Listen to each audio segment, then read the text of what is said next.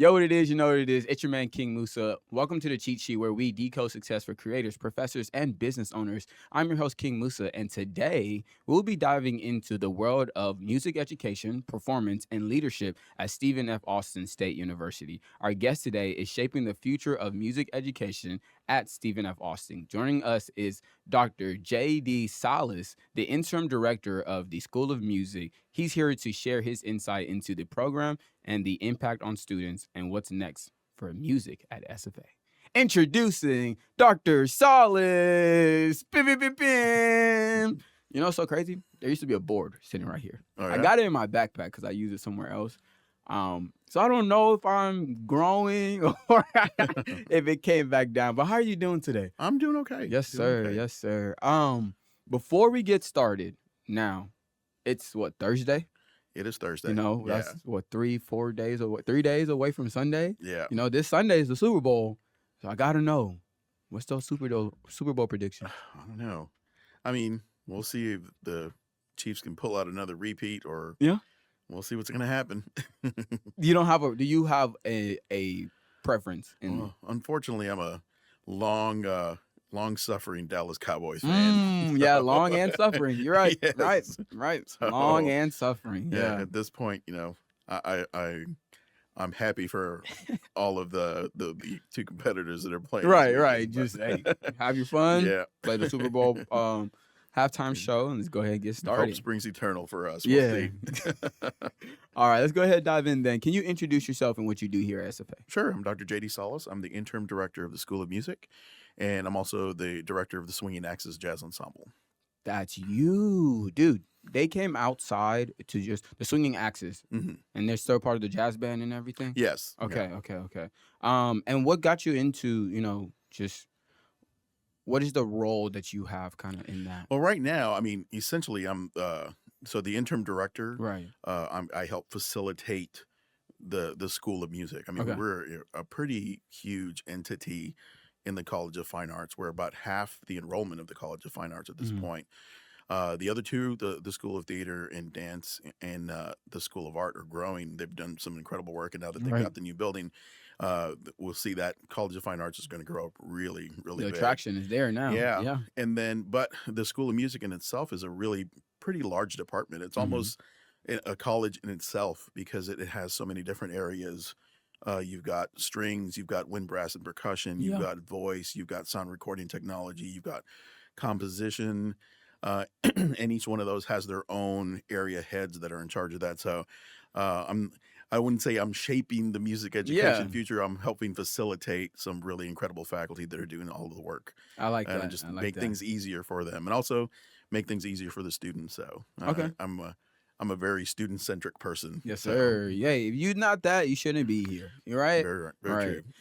So I want to know a little bit of your background. Where did you grow up? What instrument, I guess, did you play when you got started? And did your parents go to college?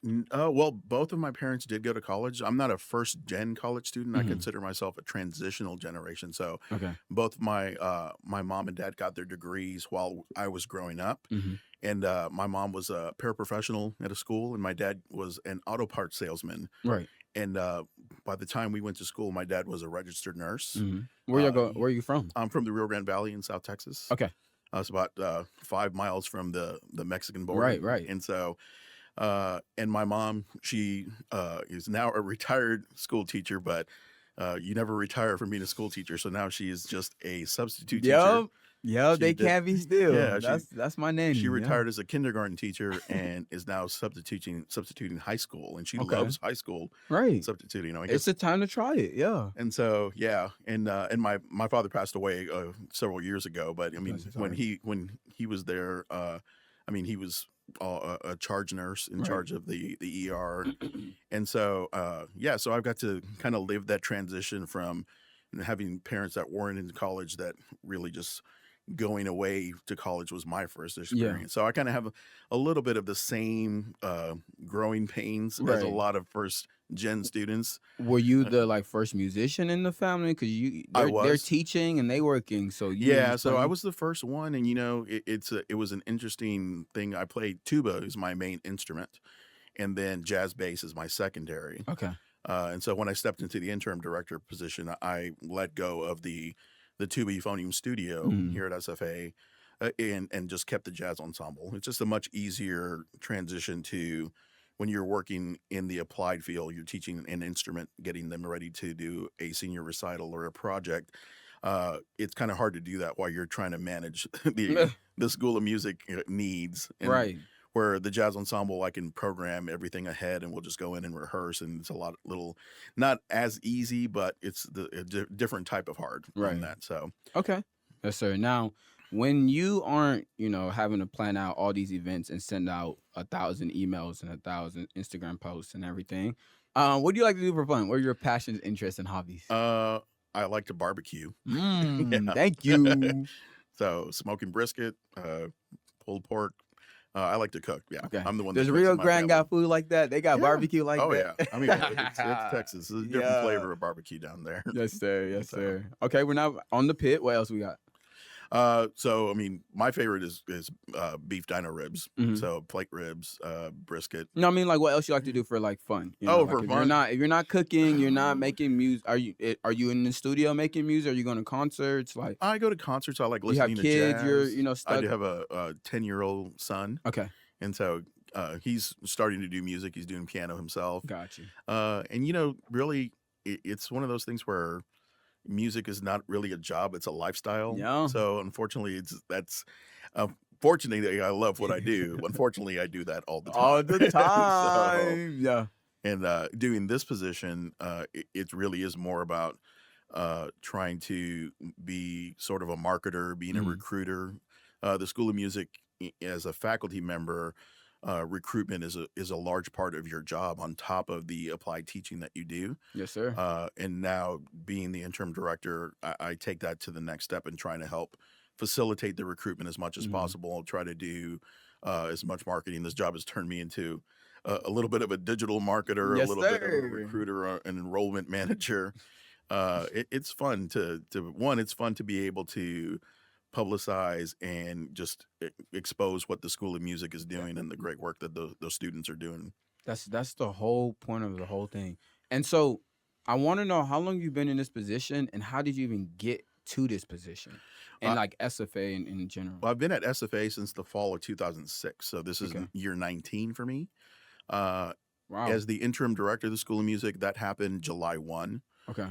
So our previous director left in May, at the end of May, and Okay. so I stepped in to take over that. And I mean, This July. and this July, The one that yeah. okay. And so that's been going on through this year, Mhm. and we'll see what happens for the future. So So where were you at before and how did you, find yourself in before interim? I was teaching tuba euphonium, doing the jazz ensemble, and I was Mhm. also one of the associate directors for the School of Music. Okay. And at that point, I was dealing with assessment, so making sure that everybody's meeting their qualifications and making sure everything's going in, and trying to make sure we're meeting our certifications. Right, right.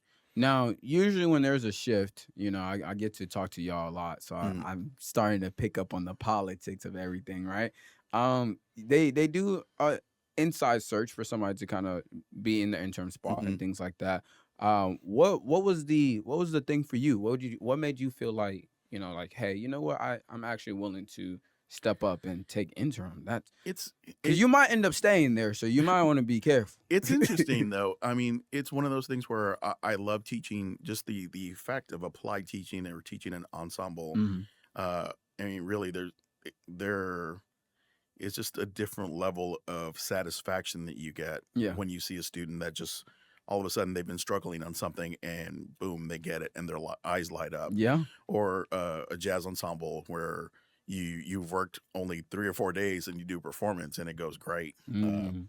And so it was a little bit of a difficult choice to, like, okay, if I'm going to move into this, I had been moving sort of that way subconsciously. Yeah. I was in the faculty senate, and then I was chair of the faculty senate for a little bit, and then I came back into the faculty just teaching, and I still found myself doing some leadership programs. Right. We had the leadership SFA, and just learning about the entire university system, and then just taking part when I stepped into the associate director for Right. assessment, just trying to meet people across campus and trying to really, again, it's facilitating the programs with the School of Music on how we can make them more efficient and how we can make them more effective. And so when this opening came up, it Mhm. really had been the second time. There was another opportunity where I could have stepped in, and it was a sort of half-hearted. I wasn't ready for it yet. Right. And then this time, it was definitely okay. It was time to one to step in and support because we were right at the end of the year and Mhm. we needed to make sure that we were going to be okay for the next coming year. Right. And once I got into the position, it's a different type of joy. So, kind of seeing everybody else their success, Boom. and Okay, so you said it. We're yeah, gonna pause for a second. I'm so sorry. The challenges, right? mhm, Now, what most people don't understand about the people who are in director and these higher roles is they're in offices all day, right? yeah, Looking at numbers, looking at data and coming up with how can we move forward, yeah, right? and And so asking questions. you see what I'm saying? So you're nothing but in support role completely, but it's now how do you keep the love? So what would you say is the challenge of pretty much keeping the love of, hey, like I remember the teaching part and like Mhm. seeing the fruits of my labor right there versus now, man, it's gonna be weeks before I see everything, the dust settles and Yeah, and I think still keeping the directorship of the jazz ensemble has helped mhm, me stay grounded. mhm. So I can see the students on a weekly basis. I see them 3 days a week, and just kind of see the connection. If there's something going on, I mean, students will let you know if Yeah, things are not going well, real and quick. so even if they don't want to tell you, you can see it if something's going wrong. So I still like that connection. And the other part is just again just making sure that the schedule's ready to go. Mhm. Everybody, when you're registering for classes, the classes make sense. Yeah, I mean, right now the School of Music is fairly large. We're last fall we were at 417 majors. right. We've been as high as almost 500 majors in music in the School of Music, 500 people. and so you're trying to organize classes for all of those people. And because we're so large, we occupy three buildings, actually Mhm. four buildings. Yeah, We have the School of Music, the Peggy Wright Music Building next door. We have some classes in the new Griffith Fine Arts Building. yeah. We have a piano lab here in the Boynton Building, and then we have space in the fourth floor of The the McKibben Building.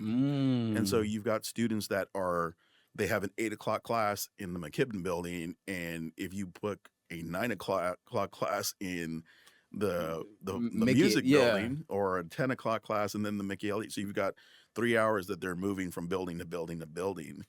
And again, with music, it's not something you get up and you pick up your horn and start Come playing. on. You need a little bit of time to get everything ready. It's still an athletic ability where you're working Mhm. with muscles. And so a lot of that, I take a lot of time into thinking about how is this going to work for this student. And then you've got all the different tracks, like you have theory and oral skills and history classes that all of the majors have to take. But then if they're a string player, then they have to deal with orchestra. If they're a Right. wind player, they have to deal with wind ensemble. Or if they're a vocal student, they have to deal with choir. So there's different needs that each one of those have to deal with, and you've got to keep that in mind as you're going through. Yes, sir. Yes, sir. I like it. Now, I do want to know, as the interim, I'm about to say president, director, what would you say is your vision of like empowering students, or what would you say is your leadership style? My leadership style is really trying to work with as many different people as possible. Mhm. I think I've been here long enough to where uh, I know enough people. I know the system, and I can try to see if I can ask. If I don't know the answer, I can try to know. I know who to ask Right. or the avenues that we can go through, and to get students the help that they need. I mean, this is a people business. I mean, music is a people business. Completely. Even though we spent we spent quite a bit of our time in a little 4x8 room practicing, trying to get our skill up to a certain level. The actual process of creating music is you are in a room in a team from beginning to end, Hmm. and I kind of take that same type of approach in my leadership style, where I don't do anything in a vacuum. It has to have Whoa. some involvement with some of the faculty, the associate directors, Mhm. the area heads. I do a lot of one-on-ones with the area heads because they all have different needs and ideas, and every Could idea is you could you worth it. elaborate on like the com- comparison that you just said in the sense of like I used to be in band. I play Hmm. saxophone, All right? right. So I know saxophone is not the main voice. We are the enhancement voice. So Yeah. there's times where you're gonna get your chance to, come out, but most of the time I'll need you to be under the trumpets, right? Hmm. And so you mentioned how that kind of correlates with you see that in the team side, like the Yeah. admin side and everything. Can you elaborate on that? Well, I mean, if you look at, say, the symphony orchestra, Hmm. so that has a full complement of strings, but that also has wind players, brass players, it has percussion. Right. And so you can have a string rehearsal and have so many hours for string rehearsal, and you're going to need to have your complement of brass and all the instruments that are required to make that orchestra work. But some of those students are also playing in wind ensemble, and they're playing in percussion ensemble, they're playing in trombone ensemble. So Hmm. trying to find some balance to make all of it work and not overburden people. Okay. And so that's kind of the thought process. And the other one where you think about area heads is where you're dealing with the director of choral activities, who is doing incredible work with the vocal students. Right. But there's also the actual fact that we need accompanists for the choirs, and Yeah. that's a different support. But you also need those same collaborative pianists that are going to need to support students that are doing their senior recitals, students that are working in applied lessons to do studio recitals and things Right. like that. So that's the kind of the calculus and management that you have to deal with in a large system like that. Okay. Okay. I appreciate that. I do want to know for our audience, right? What are some things that they can get, some exciting initiatives they should be ready for from the School of Music? Well, one thing I would say is, unfortunately, just the university system. Sometimes we work in a vacuum sometimes, Yeah. or we're very siloed. So a lot of students don't realize that all of the ensembles in the School of Music are open to any student at SFA. Okay. So even though, like you said, you play saxophone, you don't have to be a music major to try out for the jazz ensemble or What? to play in the concert band. There are auditions to go in and like make sure to get seated, because there's Right. a limited number for the jazz ensemble. There's only 5 saxophones, but there's a space for everybody. Wow. So our biggest organization is the Lumberjack Marching Band, and that's quite a large part of that is non-music majors. Music majors do have they're required to be part of the marching band if you're a wind, brass, and percussion education major, Right. because you're going to be teaching that for half of a year every single time of your career. So that's a requirement. But the other part is students who played band in high school Yeah. and want to continue. They want a group or community that's going to keep them together. One of the things that we're excited about, we're always thrilled with our retention in the School of Music and the College of Fine Arts in general. Yeah. We have above a 90% retention rate from fall to spring, and it's because we have that community that's already built in from day one. Mm. You're already in either an ensemble or you're in a studio. So a lot of the factors that some other majors might have to deal with, we don't have to deal with. We've got them ingrained into the degree. So Okay. You got some said it. I like it. I like it. and so the other cool thing, so that's one, it's open to anybody. There are classes that you can also take, class piano for Mm. non-majors. We used to have a guitar class that we're looking at bringing back. The other thing is, if you're looking for something to do, we put on several performances, and several of them are free of charge. Every week, I promise you, there's something. There was the Dev Scott concert. They had the eight hand piano Hmm. concert. Like they, if you're just wait. Yeah, this coming weekend, February 9th, I believe, we have Sujari Britt, Mm-hmm. who's a New York-based cellist who's coming in and doing an incredible recital, and then she'll be doing a master class with our string students and also our music preparatory department. Right. And then we have several other concerts. We've got an orchestra concert coming up. We've got we just had the jazz ensemble concert last week. There's no shortage of things to do on campus. Yes, So, sir. and those students, I mean, those are some of them are ticketed events, but for students, they're as little as $3. And most of them are free. Right. So, like Right. each student, if you're an education major or performance major, you have to present their capstone project is a senior recital or a performance. And so that's something that during the month of April and during the month of Mhm. October, you'll have anywhere between 60 and 70 events Dance through work that entire polarity. month. Yeah. Yeah. I like it. So before we go though, I do want to ask you, what advice would you give anyone who's pursuing, music, whether that's educationally, professionally, and things like that? Uh, Gosh, it's one of those things where it has to be a love Mhm. because it is a hard job to do, uh, and but it's definitely fulfilling. Yeah. I know it's one of those the old saying, "Do what you love, and you never have to work a day in your life," Right. and that does it is true. I It's mean, true. there's still times where I marvel that I get to come into work and do what I do, and so I would say the other thing I'd be. Uh, that we do have in the School of Music that's brand new and unique is we do have our sound recording technology program, and I don't know if you've heard anything about it, SRT? the SRT, yeah. Yeah. And so I mean that really is one of the things where out of all of the schools in the UT system, there's no, I mean, I would say maybe the closest one would be the UT flagship school of film, Mhm. but as far as music is concerned, our facilities are top notch, Right. and they're starting to be a little bit more open. We had a Dolby Atmos experience last semester, and there are plans to do that in the future. And just the experience of going in there, you walk into that lab and you see a huge truss system, and you experience surround sound.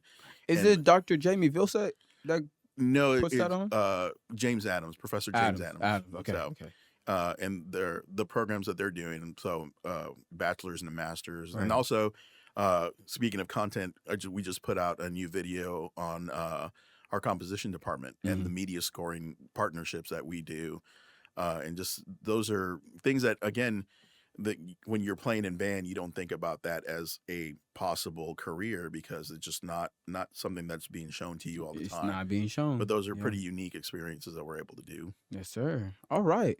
Well, thank you, Dr. Salas. I really appreciate you for sharing your insight, and just taking the time to sharing a little bit more about the School of Music.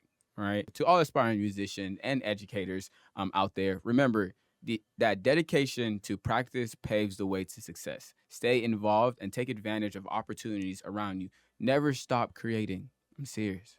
Subscribe to the cheat sheet and follow us on social media and stay tuned for more insightful conversation. This is King Musa signing off, encouraging you to keep making music and keep learning. Y'all have a great day.